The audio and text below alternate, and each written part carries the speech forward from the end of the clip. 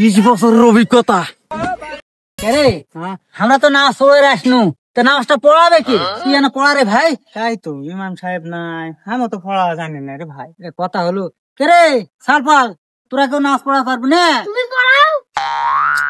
আসল জায়গা তো ঠেকাই দিল, হ্যামও পারি না। তুই পারিস মনে? না। লাগ লাগ লাগ। না। এই তুই বলে মাদ্রাসা পড়িস, ইমাম কোনটা পাম রে?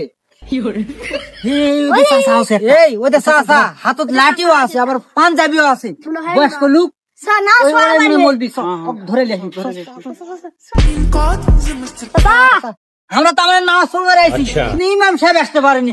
চাচা আপনার বয়স্ক লোক হাতত লাঠিও আছে, চলো চাচা নামাজ পড়া। না এই কাম আমি করতে পারবো না বাবা। চলো চাচা পারবে, বয়স্ক লোক। আপনার দাঁড়া থাকুন, পিছনে আমরা নাচুন। এই চলো তো, এই চাচা ধর। চলো চাচা শুরু করো। এই সবাই কাতা শুরু করো। হ্যাঁ হুজুর সাহেব আপনি শুরু করেন। সোজা খা দাঁড়া, আমি যা করবো তোরাও তাই করিস।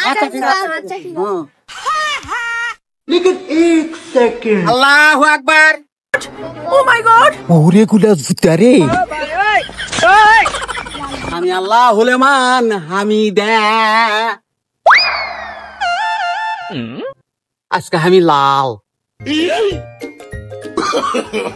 No, no, no, no.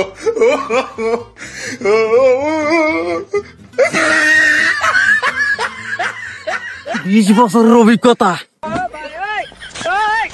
Abdul ভাই, ইমাম সাহেব উঠছে না কেন? কি হলো ব্যাপার? চুপ কত, নামাজের সময় অত কথা বলিস না। ইমাম সাহেবের বয়স বেশি, হয়তো বা ধীরে উঠবে। ठीक है।